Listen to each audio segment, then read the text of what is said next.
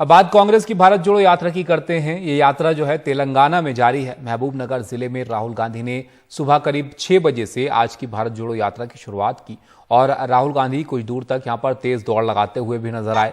राहुल के साथ यात्रा में शामिल लोग और सुरक्षाकर्मी भी तेज दौड़ लगाते हुए दिखे हैं। आपको बता दें कि भारत जोड़ो यात्रा का आज 54वां दिन है। कन्याकुमारी से ये यात्रा शुरू हुई थी और भारत जोड़ो यात्रा तमिलनाडु, केरल, कर्नाटक के रास्ते अब तेलंगाना के महबूबनगर जिले में हो रही है।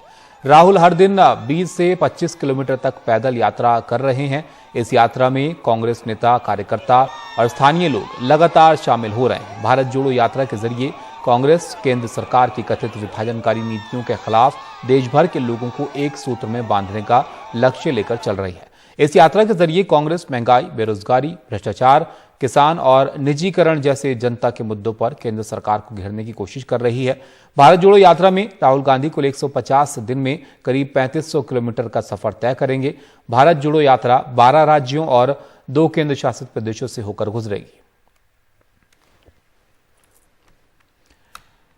तो राहुल गांधी की जो भारत जोड़ो यात्रा है अब तेलंगाना पहुंची है और यहां पर महबूबनगर जिले में फिलहाल राहुल गांधी की ये भारत जोड़ो यात्रा की आज सुबह 6 बजे शुरुआत हुई और ये तस्वीरें आप देख सकते हैं। एक तरफ महबूबनगर की तेलंगाना के, जहां पर राहुल गांधी के साथ जो कांग्रेस के और नेता हैं वो भी इस भारत जोड़ो यात्रा में साथ चलते हुए दिखे और हर जगह कुछ न कुछ एक अलग अंदाज यहाँ पर नजर आ रहा है इस यात्रा में। और ये दूसरी तस्वीर में आप देखिए, जो पहली तस्वीर आपको दिख रही है उसमें राहुल गांधी दौड़ लगाते हुए भी नजर आए। उनके साथ जो 7 लोग चल रहे हैं वो भी दौड़ लगाते हुए दिखे। पीछे पीछे कुछ युवा भी वहां पर नजर आ रहे हैं। और ये राहुल गांधी की जो भारत जोड़ो यात्रा है कन्याकुमारी से शुरू हुई है और कश्मीर तक इसको जाना है और 150 दिनों में करीब ये यात्रा पूरी होगी और 3500 किलोमीटर का सफर राहुल गांधी यहाँ पर तय करेंगे। और इसमें वो स्थानीय लोगों से भी मिल रहे हैं और जो उनके कार्यकर्ता हैं उनसे भी उनकी मीटिंग्स हो रही हैं और तमाम जो मुद्दे कांग्रेस उठाती रही है उसका जिक्र भी राहुल गांधी यहाँ पर कर रहे हैं इस यात्रा के जरिए अपने। तो इस पर बात करते हैं। उमा सुधीर हमारे सहयोगी हमारे साथ जुड़ गई हैं। उमा, बताइए आज की भारत जोड़ो यात्रा को लेकर क्या जानकारी है? महबूबनगर जिले में आज इसकी शुरुआत हुई है।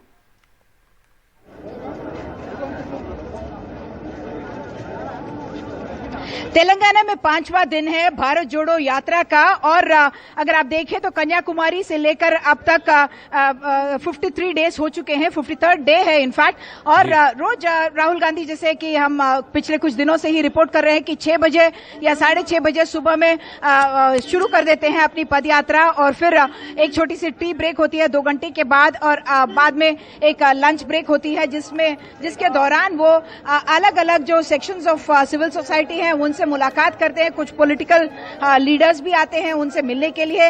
और तेलंगाना में यहाँ पर खासकर स्टेट के जो प्रदेश के जो अध्यक्ष हैं रेवंत रेड्डी, भट्टी विक्रमार्का, उत्तम कुमार रेड्डी वगैरह इस यात्रा में उनके साथ चल चुके हैं।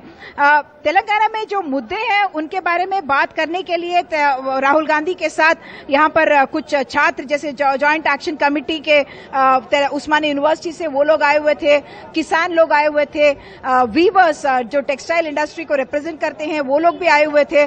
और शाम को एक स्ट्रीट कॉर्नर मीटिंग में जैसे राहुल गांधी ने एक बहुत इंपॉर्टेंट अनाउंसमेंट किया, ये कहते हुए कि अगर कांग्रेस को चुना जाएगा तो वो लोग जीएसटी जो है वो पूरी तरह से न सिर्फ माफ करेंगे टेक्सटाइल वीवर्स कम्युनिटी के लिए बल्कि वो पूरा रीइंबर्स भी करेंगे।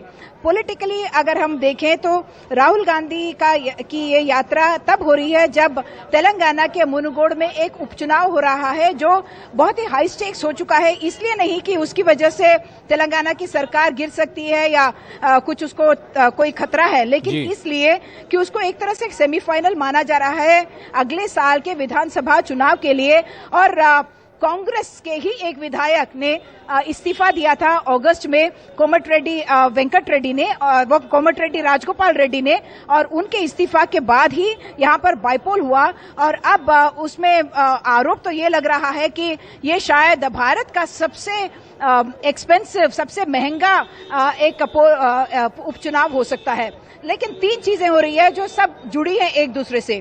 एक तो उपचुनाव, जहां पर आज शाम को मुख्यमंत्री के चंद्रशेखर राव वहां पे लास्ट अपनी मीटिंग करेंगे। 3 तारीख को उपचुनाव होने वाला है, लेकिन आज समझा जा रहा है कि पहली बार शायद टीआरएस का नेतृत्व उस पूरे एक ऑपरेशन कमल जिसको बताया जा रहा है या ऑपरेशन आकर्ष जिसको कहा जा रहा है उसके बारे में शायद बात कर सकते हैं। पिछले 3 दिन में जैसे हम रिपोर्ट कर रहे थे कि साइबराबाद पुलिस ने वेडनेसडे के दिन, बुधवार के दिन शाम को एक ऑपरेशन की थी मोइनाबाद के एक फार्म हाउस में, और वहां पे 3 लोगों को गिरफ्तार किया था, ये कहते हुए कि उन्होंने 4 टीआरएस के विधायकों को ब्राइब करने की और उनको पार्टी बदलवाने की कोशिश की थी, और 100 करोड़ रुपया की बात हुई थी एक विधायक के लिए और 50-50 करोड़ रुपए दूसरे, तीसरे और चौथे विधायकों के लिए। उस ऑपरेशन के बाद पूरा हलचल मच गया तेलंगाना में और लोग इसी के बारे में बात कर रहे हैं। और एक तरह से कांग्रेस जो कि उस कंटेस्ट में उतना सीरियस नहीं दिख रहा था जिस तरह से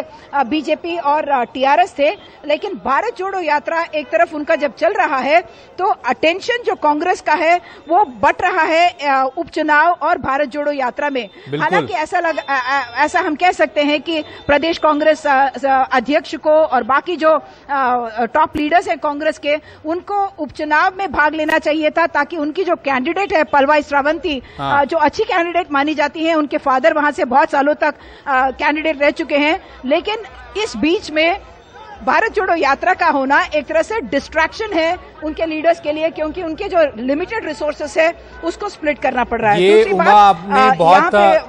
ये आपने बहुत इंटरेस्टिंग बात यहाँ पर बताई कि इस भारत जोड़ो यात्रा से कांग्रेस को वहां पर कहीं नुकसान तो नहीं हो जाएगा, एक डिस्ट्रैक्शन तो नहीं हो जाएगा उनके लिए, लेकिन कई सारे मुद्दे हैं वहां पर जिनका जिक्र भी शायद यहाँ पर हो। अब राहुल गांधी वहां से अपनी भारत जोड़ो यात्रा के जरिए गुजर रहे हैं, तो चाहे उपचुनाव की बात हो या फिर जो विधायकों को लेकर जो मामला वहां पर चल रहा है उस भी हो।